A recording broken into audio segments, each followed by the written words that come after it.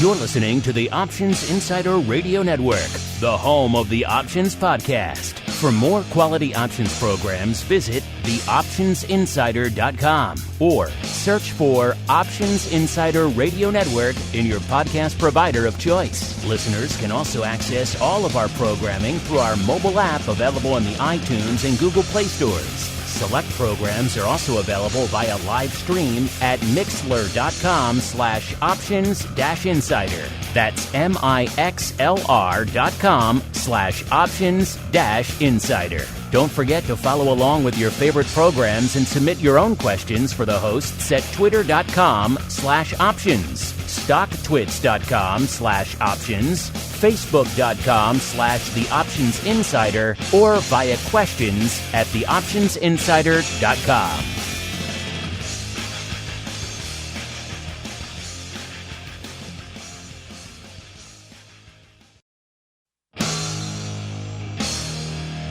And now, it's time for the show that breaks down the options market from unusual activity alerts to market analysis, strategy overviews, listener questions, and much more.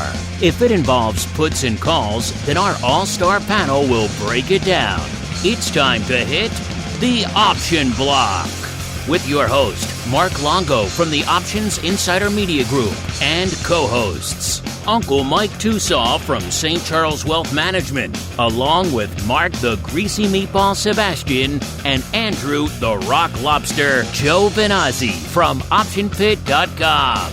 The Option Block is brought to you by TradeStation. TradeStation has been giving options traders an edge for over 20 years. Their suite of simple yet powerful analysis tools and lightning-fast order execution can be accessed as an app on your phone, web browser, or computer.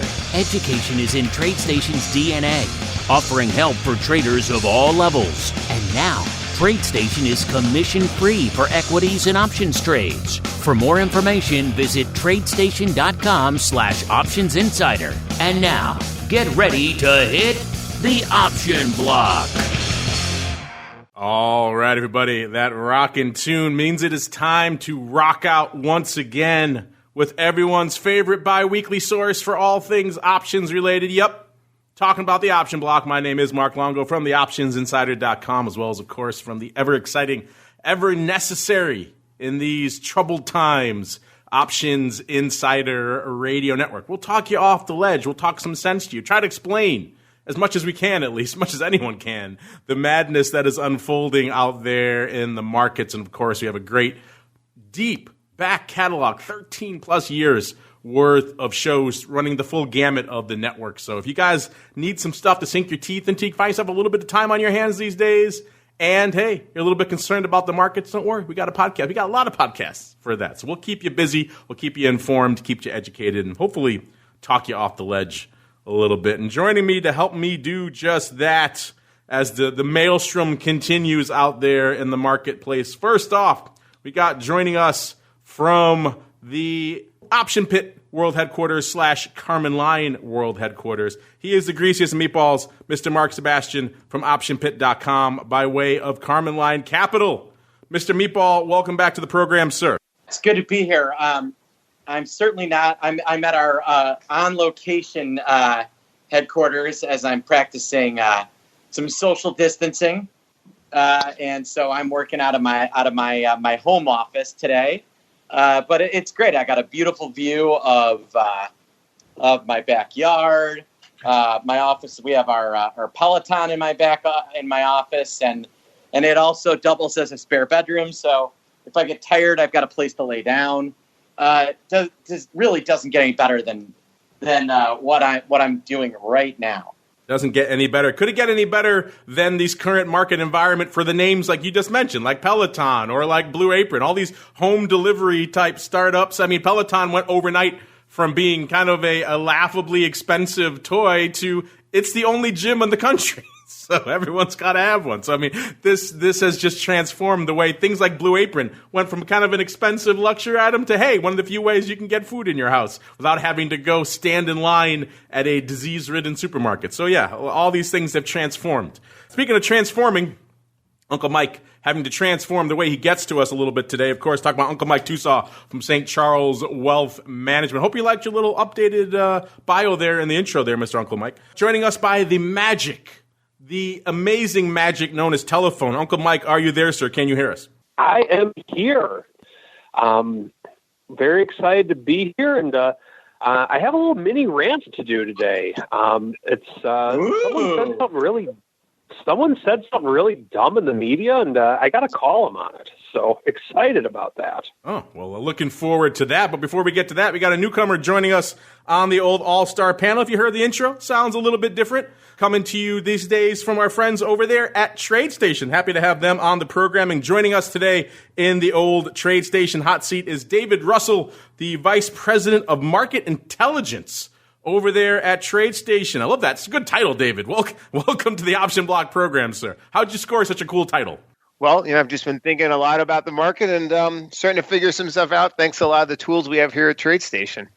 All right, since you're a newcomer, you've been on the network before, but you've never been on the old OB, at least not in any sort of modern memory. So why don't you give our newcomers here, and there are many onto the program here, a bit of an overview of your background in the options and derivative space, as well as what it is that the very cool-sounding Vice President of Market Intelligence does over there at TradeStation. Well, great. I have a long history with options, but unlike a lot of other people on the show, I am not from the pits. I was a senior analyst back in the old days for the Nigerians at the old Option Monster, service they had many years ago. And, now what I basically do is, a lot of my background really is much more, focused on things like equities and really understanding like the financial market. So, previously I did a lot of work at CNBC and at Bloomberg, and I was really studying a lot of things in terms of what companies are doing, how companies succeed and fail, how they trade. And, one of my big things was always corporate credit, which I think is a good thing to have at a time like this when you really see the importance of the credit market. It's one of those things you don't think about until suddenly it's a big deal like it's been, recently, although the Fed move today definitely is a calming sort of action. So what I do now is I really try to harness everything that TradeStation offers. The thing that's interesting is we have this amazing legacy product that allows all kinds of analysis. And then we also have these newer products for web trading and mobile trading. So what I do is I look across all the different assets or the actual products we have and the different things happening in the market to really understand the kind of trends that are happening. And then I write about that mostly for our blog and some other things I do for clients to kind of help them navigate all the different things in the market, the areas that are doing well, trends that are emerging. So we were writing a lot several months ago about the looming breakdown in oil. I'm not sure many other people saw a 50% downside coming in oil, but it was on our blog. So some of the things like that are just the sort of things that we look to put out there right now. And we're looking to talk you guys off the ledge, like we said, so let's do it with a little bit of the old trading block. It's time to break down the latest topics, trades, and trends in the world of options. It's time for the Trading Block. All right, everybody, welcome to the Trading Block, the portion of the show we break down what the heck is trading. And man, this segment has always been just chock full the last couple of weeks, as you could imagine. And we got that in store for us yet again today. We could have a whole Trading Block on just what happened before the opening bell here today, but it's been a crazy. Let's go back a little bit. Let's go back to last week first before we get into what happened today. Last week, pretty much a historic week. Most of those history-making measures not in the way perhaps you might want. The worst week since 2008, pretty much for all of the major indices. Also a little bit interesting nugget, the first week since November of 1929. We all know what happened back in 1929, where every single session saw the S&P move up or down 4% or more in a day. So that's been quite some time since we've seen that, but we saw that last week. Of course, as David alluded to, we saw the ongoing debate over stimulus. Will they, won't they? That dance extended into last night where it decided that they won't, at least for the time being. The markets didn't like that. Futures opening up pretty much limit down on most of the major indices last night. That prompted the Fed to step in here today and say, you know what, that before where we said there was a $700 billion limit on our quantitative easing purchasing, forget that. No limit. we're going to buy as much as we need to. So the Fed put back in place. It seemed like that might turn things around. And, for a while there, it seemed like a word. Then we were selling off again. And now it seems like coming into showtime, sell-off has at least mitigated. We're not down 4+% anymore. In fact, the NASDAQ actually has turned green now. The NASDAQ up about 0.75%. So NASDAQ bucking the trend entirely. The S&P off close to 1% to the downside. The Dow off a little bit north of 1%, but still well off their lows here for the session. Of course, gold and crude taking a bit of a lift out there as well. And, of course, our old friend, the VIX cash. When there's vol, there's vol. But this is interesting. And we're going to get to more of this in a second. I'm sure Mr. Meatball he had an interesting tweet about this last week, about the VIX and the S&P moving in the same direction. And we're seeing some of that again today as we're seeing VIX cash down to about 61.5, off about 4.5 handles, even though the S&P has been moving wildly. A lot of that has to do with the machinations, shall we say, of what's going on out there in the VIX futures. Talked last week on the vol views as well. Hope if you haven't checked that out, listeners, check out vol views. Talked about the unwinding of TVIX and the issues that could be unfolding there and all sorts of other fun stuff. Speaking of fun stuff, that's not it. That's unfolding of the St. Louis Fed now coming out and saying they could foresee potentially 30% unemployment. The worst case prognostications just a week or two ago were 20%. Now they're upping that to 30% as a large swaths of our economy are effectively shut down right now. We even got our old buddy, Mr. Schwartz. A lot of people have been asking us about liquidity out there. We've been talking about a lot of people have been hitting us up here at the Options Insider behind the scenes in the various outlets asking about liquidity and what we're seeing. And, it seems like, of course, there was concern that all of the markets now, including the NYSE Stock Exchange, the NYSE trading floor, now is fully electronic. So we were in a fully electronic options market last week, but now we're effectively in a fully electronic, pretty much the entire market, which has never been done before, unprecedented. So there could be some liquidity issues just from that itself.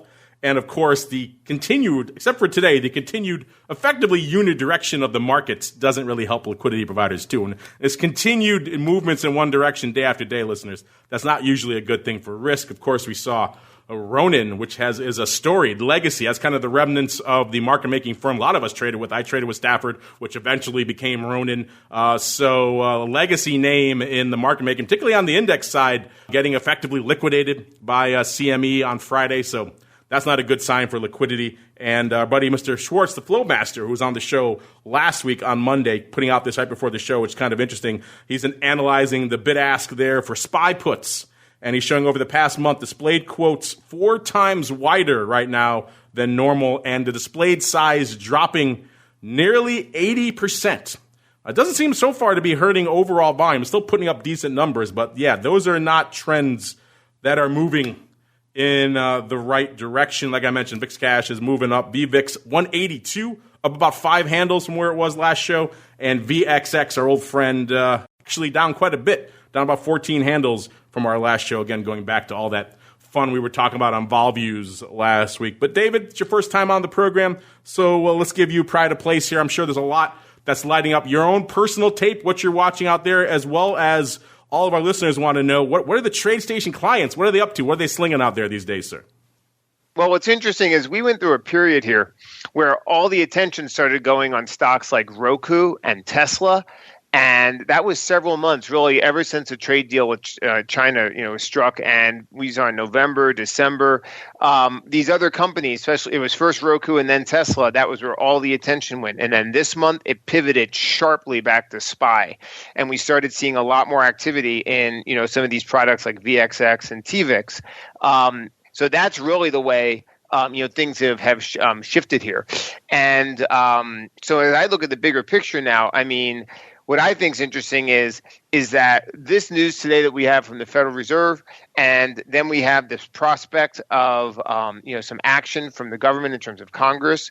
I'm looking at this now as maybe a little bit of the initial shock that we had from all of this. The market looks out and it sees what's going to happen. It knows that means recession in terms of at least economy getting smaller, people losing jobs, and we've priced a lot of that in. But now we're getting to the point when that initial shock, when you look at the way the VIX has been easing off, now is the point when maybe things are starting to, have a little bit of that being fully priced in. Yeah, that is interesting because, You're right. For a while there, we talk a lot about things like VXX and products like that, which is a pretty popular one on shows like our Volatility Views. But again, we're preaching to the choir there, kind of the folks who are a little bit more savvy. But now you're right. We're seeing an interesting shift as the broad populace starting to flock into things like TVIX, which we've talked about, usually not in the most glowing of terms here on the network many times in the past. TVIX just off to the races over the course of the past few weeks, going from about 40 odd up to threatening 1,000 at one point. The amount of AUM going on in that product was a little bit concerning. And again, we had a long conversation about that on Vol Views. Check that out. And even somewhat neutered products that have kind of lost their luster, like UVXY, starting to come back into the fore a little bit, which is interesting, kind of surprising. And kind of interesting to hear that the TradeStation folks are out there slinging that stuff out there as well. I'll save the meatballs. He's got something up there asleep for the Vol as well. But Uncle Mike's got a rant. I got to hear what he's fired up about. So, Uncle Mike, sir, what is lighting up your tape out there in St. Charles Wealth Management, sir? Well, let me go through a couple things. I'll save the rant for last. What's interesting about today is the market started last night at 5 o'clock Central Time. And so just watching the news press conference with the president up there with his team, and it's 5 o'clock, just watching the futures at 5:03, we are limit down. So it's a unique time in that we go limit down. 3 minutes of the market, and limit up, limit down. It's really, or trading halts are really no big deal right now in this day and age, it seems. By this day and age, of course, meaning the last few weeks. So that's something that's lighting up my tape. Also, in terms in the option trading world, we do have we have a lower volatility today, slightly on the VIX.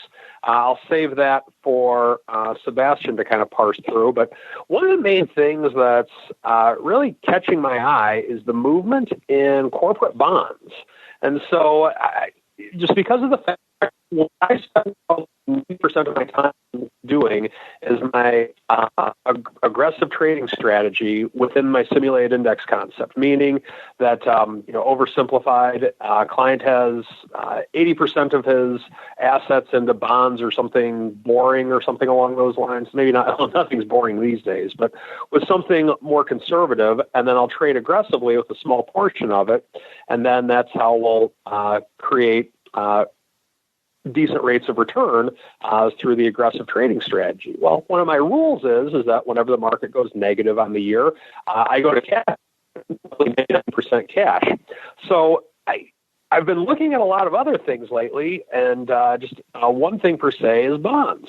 And so, of course, government treasuries have gone significantly higher just because of the rush to safety. But the other thing that's unique right now is that with all the fear in the marketplace, corporates have gone down fairly significantly. Now, they're up a lot today, and I imagine municipal bonds throughout the country will be up a bunch today as well. But what's interesting is that now the government has said they're going to step in and help out municipalities, which they did late last week, kind of provide a little bit of relief in the corporate and municipal bond world. I was talking a little bit on the show last week about something that I might do, like a ratio repair strategy on LQD. I'm so bored right now, I'm even looking at ratio repair strategies for bonds. So that's how it is for me. But nothing ended up happening with it. I never got filled on anything. But right now, we have a time that there's other things besides stocks, but at some stage, money is going to show up somewhere besides money market accounts. Now, with that, I want to kind of go through my rant a little bit today. Robert Reich, he put out a tweet yesterday saying that on average, hedge funds are down 9% on the year. And I'm paraphrasing this a little bit, but with the market down way more than that, there should be lots of investigations when all the smoke clears because of this. There's definitely insider information going on through these hedge funds. Now, I just want to say how irritated I am with all that because of the fact that things that I do as a money manager in a lot of ways are reminiscent to a hedge fund. Meaning that with another strategy that I have of my risk reversal, I'm rolling down puts. My rule with that is I keep the put out of the money. When the market touches my short strike, I roll down the put in markets like this. And that's what I've been doing with that. And because of that, we've felt a fraction of the pain of this market within that strategy because I've been responsible because of the fact that I've managed risk. And with that, I've received no insider information. And if I'm able to do that as just a small retail guy, with which I am, then how is it that if someone's managing a hedge fund and they're rolling down puts, or maybe they have a collar, maybe they're using options to protect themselves in some way. Imagine that, guys. Options can actually be used to protect yourselves. Then you're not going to get hit as hard as what the markets are going to hit you. And for him to say something like that and accuse them of insider trading, now, if they are insider trading, that's by all means, I want them to be prosecuted for it. If hedge funds, what's the key word of hedge fund? The key word is hedge. And so with the key word being hedge, chances are they were hedged.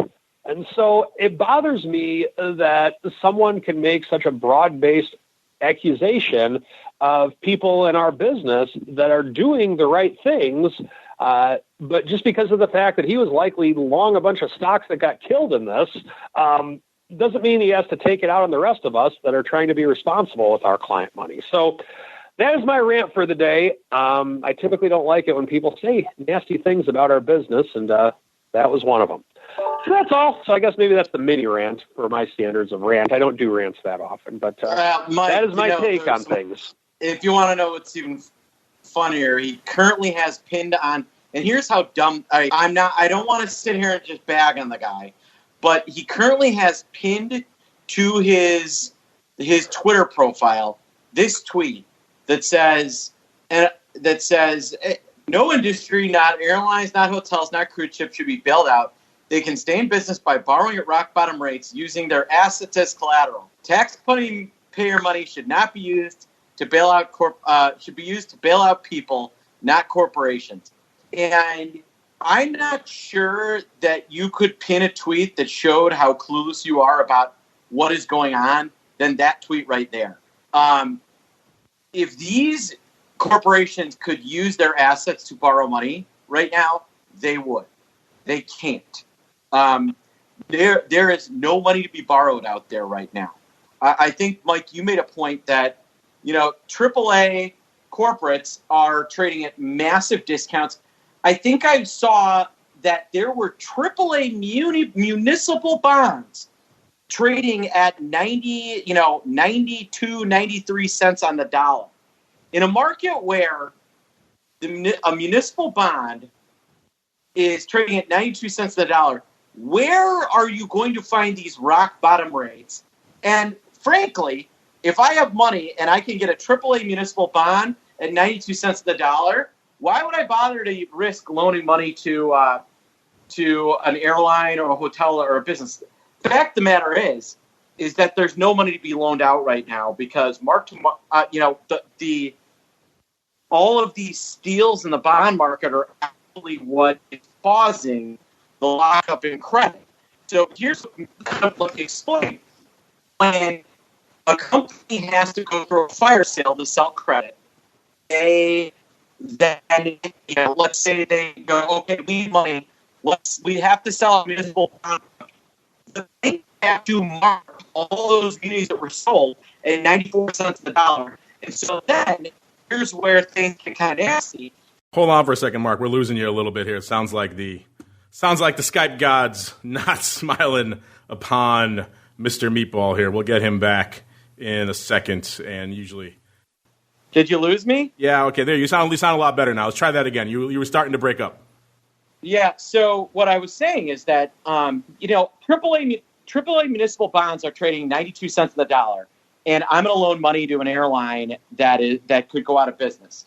And on top of that, the answer is no. On top of that, when municipals, my best stuff that would never cause me real problems in any market, starts marking at a discount, that takes all of the capital that I allegedly have with as a part of my my capitalization within the bank become less and less and less, and then the equity in the bank gets sold off, and so the next thing you know, these banks don't have any money to loan out. So when people say, well, why do we need to bail out the airlines or anything like that? There's no money to borrow. There is nobody to borrow. Nobody can loan them money right now. Buffett wanted to walk out there and say, hey, I'm opening a bank to rip off the airlines, the hotels, and these people and so. Maybe there's some credit there, but it would not be at rock bottom rates, which it isn't anyway. And so when we say bailout, I think the smarter way to think about it is to think about it from it's a loan, it's a bridge loan. And the bridge loans that took place in TARP, the federal government made a fortune on. So I know everybody hates the bailouts of the banks. Federal government made a load of money on those bailouts. So don't cry for the federal government loaning out the banks. Before we keep going on that really quickly, I know because it's been a big sticking point. We're seeing it again today. And, of course, you put out a tweet last week, which I think kind of sums it up. You tweeted out effectively at the time the S&P was off 106 handles and the VIX cash was off 5. I think you termed it one of the weirdest things you've seen out there in the markets. A lot of people have been asking us about all this. How is that possible? I don't understand. Here's one, the honest penny. I don't get how that's possible. What does that even mean? Really trying to understand this. Any help would be greatly appreciated. Of course, listeners, if you want to deep dive into that, check out our Volatility Views program, which just hit the network on Friday, so you can check that out. It's pretty fresh. But Mr. Meatball, break it down. What's catching your eye out there from a vol perspective, and also these kind of somewhat anomalous volatility times we find ourselves in, sir? Yeah, we're at it again. We're down, and the market is down again. We're now 20 points off the high of the VIX, off the high close, 25 points off the absolute high close, and in that time, we're down 250 points in the S&P, essentially 10%. We reached peak volatility, I think, last week. We are still working out, I think, the in terms of vol perspective, kind of what happened with TVIX and how those things borderline, they got really close to blowing up the market last week. They didn't. But we had some really, really interesting vol trading last week. But, if you're looking for quote unquote market green shoots, we've got the S&P starting to slow down in terms of how hard it sells off. You have the VIX falling. You have VVIX, the VIX of VIX falling, and so you've got the VIX and the S&P positively correlating, always bullish.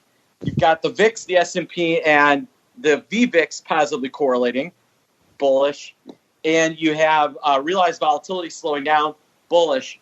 Everything I'm seeing says markets are looking for a bottom. We've kind of faded a lot of these Fed moves. I will be interested to see when they announce that there's actually a deal on a rescue package, whether or not we're going to rally on that. But I think that we're getting pretty darn close to there. Interesting. I know, David, you've been looking a lot at, in your role as Vice President of Market Intelligence. I'll keep saying that throughout the show because I just like saying that. I know you've been looking a lot at vol, particularly S&P implied vol, a.k.a. VIX. What are your thoughts on what we're seeing out there right now, sir? It's interesting. So one of the displays we have, it allows you to see the implied volatility percentile. And last week it was at 99%. Today it's just inching down to 98%. And also, now what that means is it's if you look at the total in the last year, all the amount of time of history. So for most of last year, the VIX is way lower, well under 20. And then it takes all those time periods and it says as a percentage of time, we are now above 99% of the time. The other measure we have is just of where we stand in the range. And we are kind of around 58% of the range. And this is on SPY implied volatility between 11% and 61%, around 58% right now. What I'm seeing in terms of this is on SPY. It's not the same thing as the VIX. So essentially, it's very much along the same lines of what, Mark is saying. And these are very much, similar kind of observations, I've had as we look at this. We're seeing at a point now when, very often when the market, is even when it continues to inch lower, and we've seen this many different times in the past, especially in 2008, early 2009, the S&P and the VIX can fall together. And that is the beginning of that marks in many ways the fact that the bearishness is not finished, but that the greatest ferocity of it is over, and essentially people pile in on long vol, and then they start easing out, and the market's always forward looking. And I have a similar sort of view here on this. The VIX at this point in time, to me, has reached a level where it's priced in a lot of negativity. And I think the thing that's important to realize is something like 2008 was a real issue. The American economy, now I'm not saying this is not a real issue, but it was based on the structure of the American economy. The American economy had become very dependent on housing and debt, and there was clearly a lot of structural issues in the economy that were problematic. This is completely different. We've seen significant improvement in the American economy in the last 5 to 7 years in terms of the employment trends. We've seen a very clear pattern of, kind of new service economy, new people entering the workforce, new kinds of businesses. And, this is like a big smash in the face that knocks it down, but it's not the same thing as something that was structural, that was more of like an inner rot to the economy that we had back then. So something like this, you don't want to, predict that it's going to be a rapid recovery, because we still have, and I think it's important to remember that a week from Friday, I think it's April 3rd, we're going to have non-farm payrolls. That's not going to be a pretty number. Earnings season is going to be full of uncertainty, and we're still going to see these cases of coronavirus continue to increase in the near term. So there's a lot of things out there that can continue to drag on sentiment. However, like we said, volatility and the VIX, they've priced in the real kind of explosive negativity for now. So I think this is an interesting thing to look at, is as the news starts trickling in, what does the VIX do? And if we continue to see a kind of pausing in the VIX, or the VIX making lower highs as the S&P makes lower lows, that is going to start to give some of those signals. And it's interesting just to see. I'm keeping my eye on this gauge we have on our trading platform to kind of see where we stand in terms of that implied volatility, percentile. We definitely had peaked, and I think now the big mistake people want to avoid is buying options that have a lot of vega. That's the one thing I would just say, because you can be right and still lose money by trying to position for upside if you're going out too far in time on the calls. Very much something now when we have to be aware that options, a lot of us get used to this environment when the volatility is under 20 and we buy directional calls and we make money. This is not that environment. And we need to be ready for volatility to go away and realize what that's going to do to premiums. Yeah, it's like the old adage we said many times here, right? When you load up on that crazy vol going into the event, whatever that event may be, usually it's an earnings. This time it's a pandemic. If that other shoe does drop and the vol comes out the other side, even if you're right on direction, you could be wrong sizably on volatility, hence all the legion of emails we still get to this day. Hey, I bought the calls right before the earnings, and then the stock went up $5 and I lost $3 on my call. How is that possible? We've gotten those many times.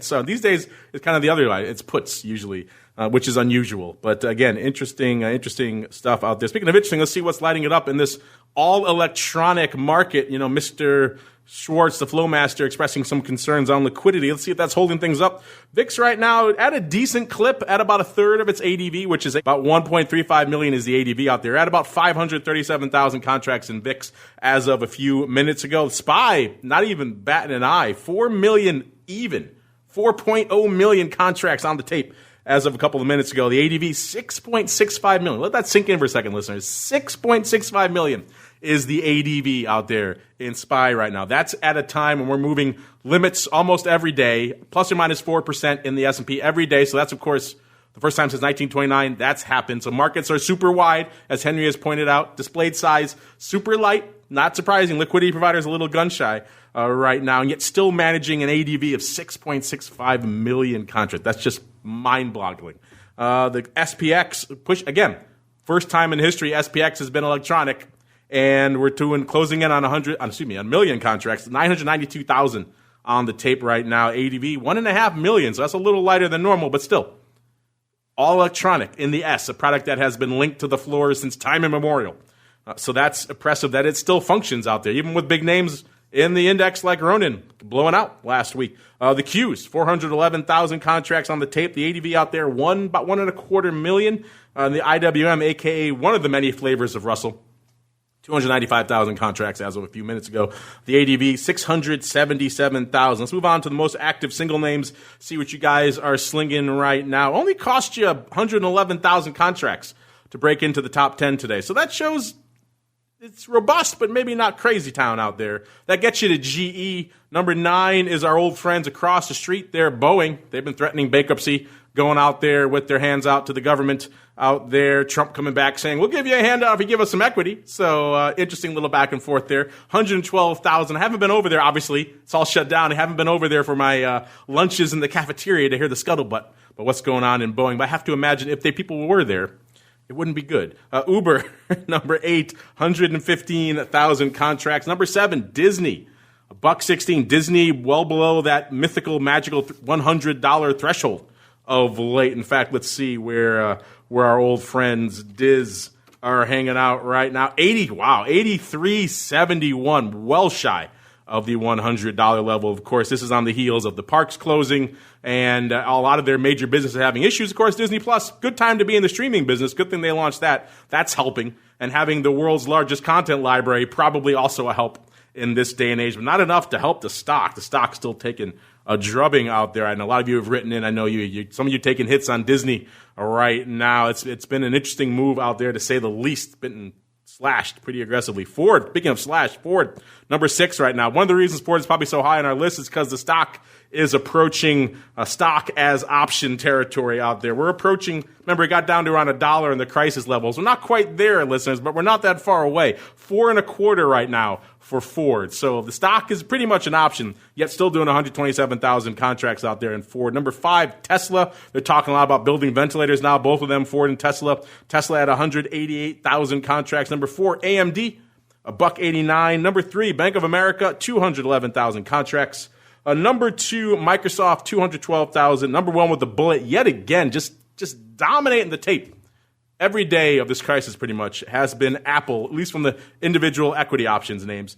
612,000 contracts on the tape right now. If you want to sink your head into, I guess you can call them saner right now. Not much is really sane right now. There still are some earnings popping off. We got Nike after the bell tomorrow. We got Micron after the bell on Wednesday. GameStop, they're having issues right now. They're after the bell, or excuse me, they're before the bell on Thursday, as well as Lululemon, they of sheer yoga pants fame. So there are some earnings popping off still. You can, of course, get all those reports over there, theoptionsinsider.com for the earnings move results, all that other good stuff out there. But like I mentioned, it's kind of crazy times, so we're going to kind of dispense with our usual format and head on into a special, maybe extended Monday edition of the Strategy Block. It's time to dispense options, wit, wisdom, and education. It's time for the Strategy Block.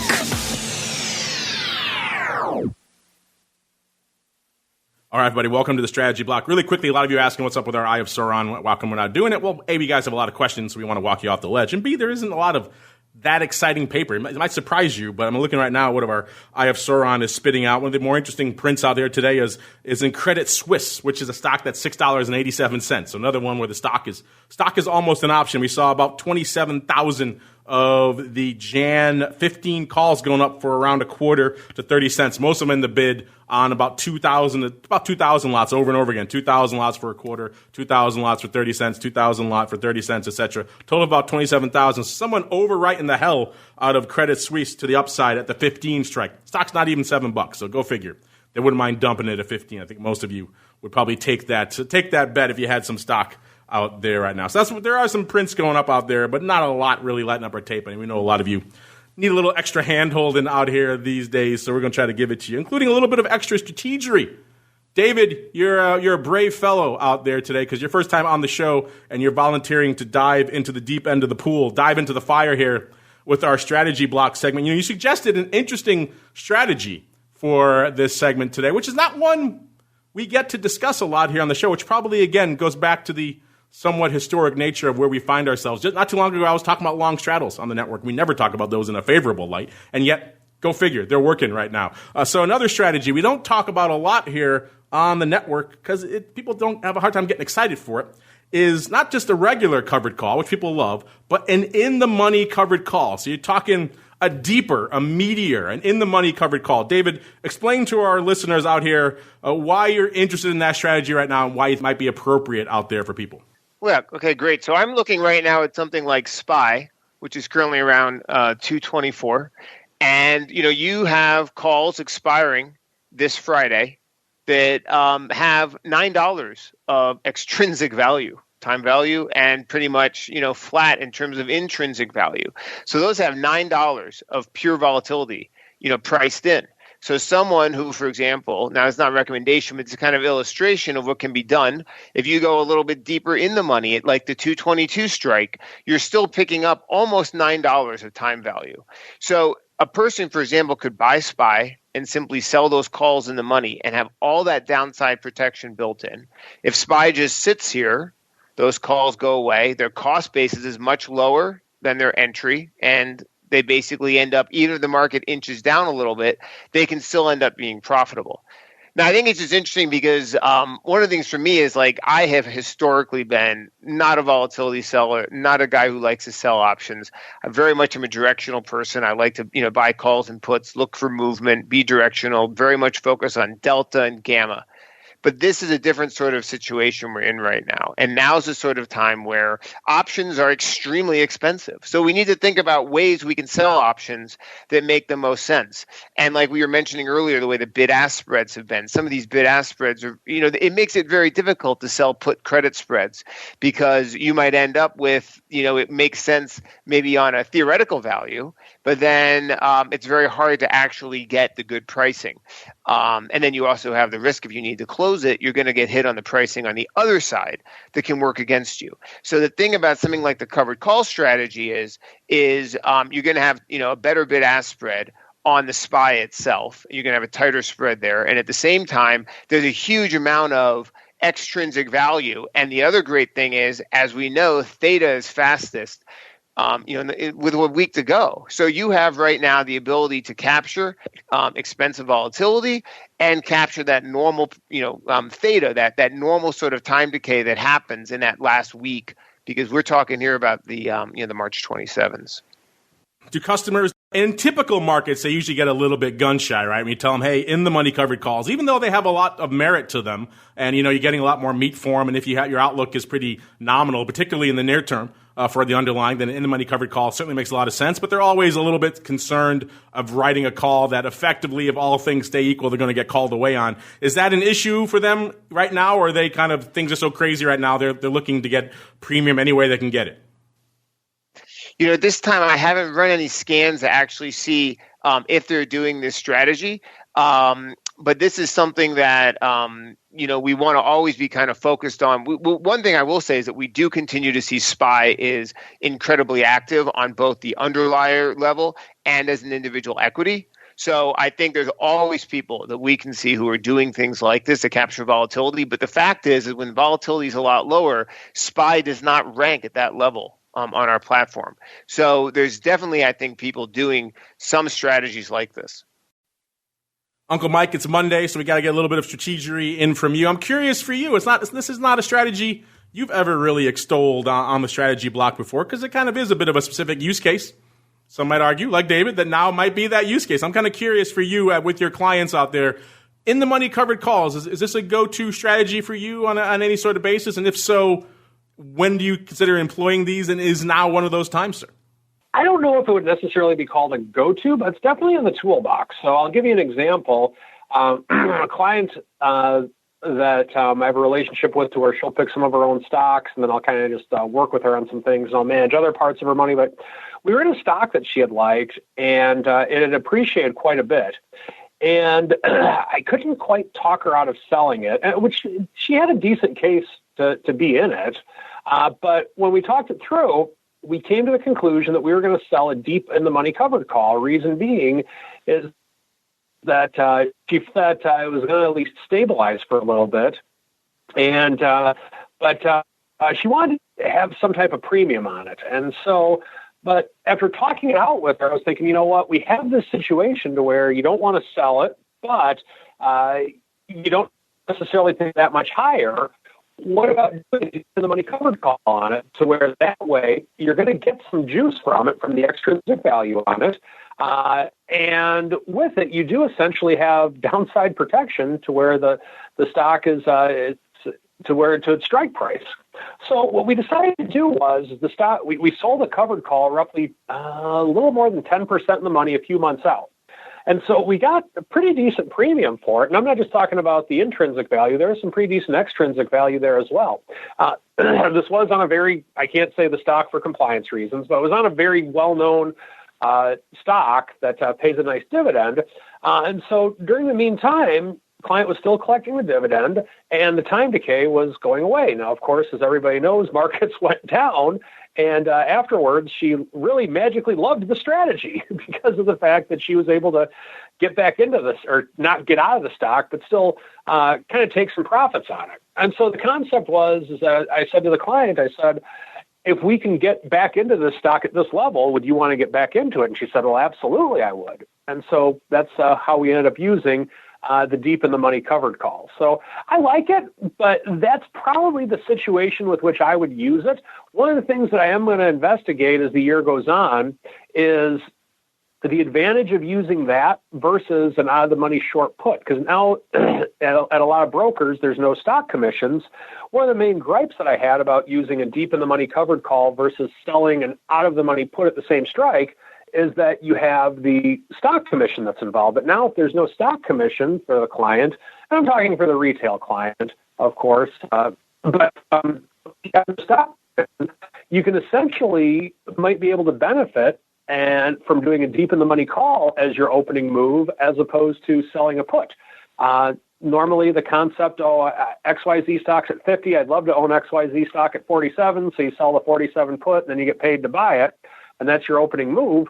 Well, now with in the new world with which we live, you can buy the stock and sell a deep in the money covered call and have the same concept, perhaps.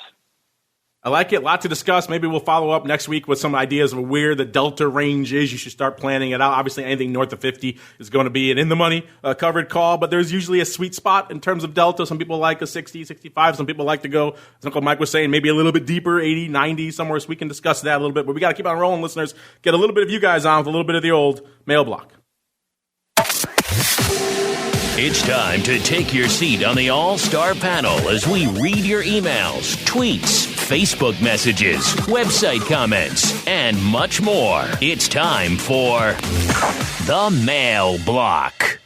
All right, everybody, welcome to the Mail Block, the portion where you guys take the reins. Really quickly, we asked you guys last week, a lot of questions flying fast and furious out here, back and forth on the network. We asked you guys last week, these are crazy times, tumultuous times, market melting down, vol skyrocketing. Most days, other days, they're both selling off, which is interesting in and of itself.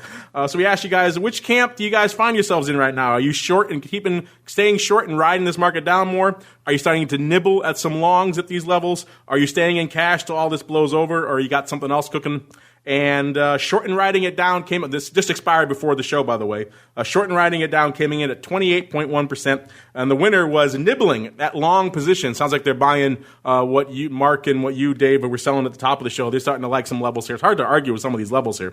Disney well shy of those levels, Ford at crazy levels. These are levels where nibbling would cost you a lot less than it would a few weeks ago. Nibbling was at about 54%. Cash till it blows over, 14.4%, and other, and you guys sent in some crazy ideas, which we always love, at about 3.6%, which brings us to our TradeStation question of the week. David, you mentioned your clients have a lot of interesting stuff flying about. I'm sure you guys are getting a lot of questions right now. In fact, I'm sure as you hop off with us at the end of this show, you're going to be fielding a lot more questions from the folks out there. What are the TradeStation folks? What are they asking you guys right now?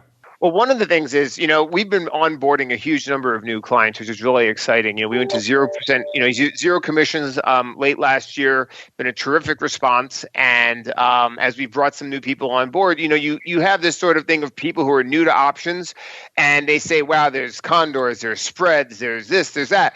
what is the strategy that I should use? So one of the things that we've recently rolled out is when you actually just go to the options chain, it's just right off the bat. It allows you, you can say, oh, I want to see, spreads or whatever, but it also says, okay, these are the bullish things. So for example, we'll automatically preload, simple long calls or a call vertical, or if you're bearish. So the great thing about this now is that if a person comes in, they don't need to know, for example, is this kind of condor bullish or bearish or whatever.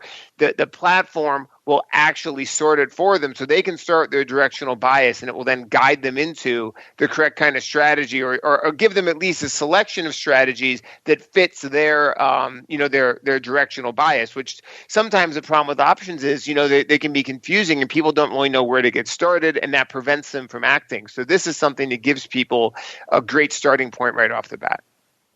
And let's just clarify for our listeners, because you mentioned kind of zero commissions at the top of the show. A lot of people get confused between ticket charges and the actual trade commissions. Lay out right now for our listeners, what are your options commissions? What do I pay if I'm doing a 10 lot on SPY, let's say, on TradeStation these days? Well, there are some different commission plans, and what people should do right now, if they want to see some of that, is they should go. We actually have a special, promotional page set up for this, for this program for people on Options Insider. It's a little bit different. Some of the things depending on which platform they're using, but if you want to get started, it's great to go to TradeStation.com/Options Insider, and there's more information. There you go. Check it out for yourself. So we got to keep on rolling to our final segment. It is time to go, listeners, around the block. It's time to tell you what we'll be watching on our trading screens until the next episode. It's time for Around the Block. All right, everybody, it's time to go around the block, tell you what we're watching, keep it on our screens until we all gather here together, at least for this program, on Thursday. A lot more shows between now and then, of course, but for this program on Thursday. David, you're our guest, first-timer. You get pride of place. We'll start with you, sir. What is on your radar for the rest of this week, sir? The main thing on my radar, I think, for this week is going to be the VIX, and not just the VIX, but some of these other fear trades that had done very well. There was a small number of companies that people would focus on. I don't want to get into them, but I think we know what some of them are. They were very much kind of coronavirus stocks, and I'm kind of looking at those and the VIX to see if the sentiment shifts away from pure fear to people coming back to the big names, the important names that we want to see start to work. In terms of the big names like your Apples or your Facebooks, do people start coming back to the real names and moving away from some of these kind of idiosyncratic fear names? Mr. Meatball, same question for you, sir. What are you watching? What are your crazies in your pitch chat and your volatility trading club? What are they up to this week, sir? I'm be watching to see if we continue on this kind of whether the market's able to find some footing. It looks like it was trying today, but we did have a Senate vote. I'm watching Apple. There was kind of a forced liquidation on looked like earlier today on Apple. I'd like to see that catch a bid. Boeing currently up 15% right now as we're talking because they're shutting down some factories. So I think that really it's how do we react to what happens in the Senate is, I think, the big question, and we'll find out. One thing I was actually writing about today is that the Buffett trade is out there. Today, I literally sold a SPY December 2022, so it has 1,000 days to expire. 140 put at $12.50 this morning. So that is a retail version of the Buffett trade. That is my trade. Mr. Uncle Mike, same question for you, sir. What are you keeping an eye on until we all gather back here together on Thursday? Well, aside from what we mentioned, aside from just watching the news and the futures of every moment's notice, as well as the VIX, I'm watching corporate bonds. I'm watching government bonds just to see kind of where we're at with things. I think that's going to give us it's an added commentary or an added canary in the coal mine, so to speak, as to what's going on with these markets. And in addition to everything else, watching those bonds. Doing your best Viceroy impersonation. Unfortunately, listeners, that music means we've come to the end of another epic journey through the world of options. But if you're saying to yourself, Self, I need more, don't worry, we got you covered. We'll be back in exactly an hour if you're listening live, talking all the crazy volatility and things going on in the world of crypto derivatives. Spoiler alert, there's a lot. So we'll get to that in about an hour. Of course, if you're listening on your podcast device of choice, just hit next, and we'll be there for you as well. And of course, before we do that, let's go around the horn, see what everyone has cooking that may interest you. David, we'll start with you, first timer. You guys at TradeStation are going to be joining us on Mondays for the foreseeable future here. So if folks are interested, they want to kick the tires on what you're talking about there, they want to learn more what you guys have to offer on the options side over there at TradeStation, where should they go? What should they do, sir? Well, if you just go to the TradeStation website, there's a products menu at the top, a navigation bar, and then right there's a great page introducing people to options. And in fact, there's even kind of a white paper, some introductory stuff for people to learn more about trading options. There you go. TradeStation, not just for hardcore futures guys and all the other things. It's for a lot of options offerings over there. Check it out. TradeStation.com. Let's go the old-fashioned way. TradeStation.com/options insider, the way to kick the tires and light the fires over there. Uncle Mike, same question for you, sir. If folks need someone to help them hold their hands in these difficult environments, where should they go? What should they do, sir? StCharlesWealth.com. You can learn a little bit more about what I do and who I am, and get my contact information. I would love to have a conversation. If you're scared to be in this market, but you're even more scared to be out of this market, you don't know what to do, contact me. I would love to have that conversation with you. Scared going in, scared coming out. I can understand that. StCharlesWealth.com is the place to go to learn more. And Mr. Meatball, if I perhaps want to join a cool volatility trading club right now, which is probably a good environment for such things, maybe I want to get a sweet hat, maybe I want to get access to some sweet webinars or a pit chat, where should I go? What should I do, sir? Come to options.com and check us out, and we're here for you. Is that your new tagline, we're here for you? I like it. Yeah, we're launching a VIX newsletter this week. So if you want to get kind of a weekly kind of VIX update from me, go to options.com and give us your information. We'll make sure you're able to get your hands on that. There you go. Optionpit.com is the place to go. And on behalf of the Greasy Meatball and Uncle Mike and David, who is nicknameless, and indeed myself, I want to thank all of you out there for downloading, streaming, and subscribing again. Don't worry if you need more. We'll pump some fun stuff into the live chat while we're gone. How about a nice little options boot camp palooza? I think you guys deserve it. It's back. You get it hot and fresh in your ear holes there, and we'll be back in exactly an hour. Talk about all things going on the crypto volatility side, volatility, term structure, skew, all that good stuff, some of the big options prints, you name it, we got it. Otherwise, we'll see you back here actually tomorrow for the advisor's option. You guys loving yourselves, some talk about pandemic volatility. We'll break all that down and a lot more. What's that mean from a money management perspective? Asset managers out there, longer-term volatility perspective, breaking all that down and a lot more. Then we'll be back again on Wednesday for OPR. Brian handing you guys some great strategies. And then right back again here on Thursday for more of the Option Block. You're listening to the Options Insider Radio Network, the home of the Options Podcast. For more quality options programs, visit theoptionsinsider.com or search for Options Insider Radio Network in your podcast provider of choice. Listeners can also access all of our programming through our mobile app available in the iTunes and Google Play stores. Select programs are also available via live stream at mixlr.com/options-insider. That's mixlr.com/options-insider. Don't forget to follow along with your favorite programs and submit your own questions for the hosts at twitter.com/options, stocktwits.com/options, facebook.com/theoptionsinsider, or via questions at theoptionsinsider.com.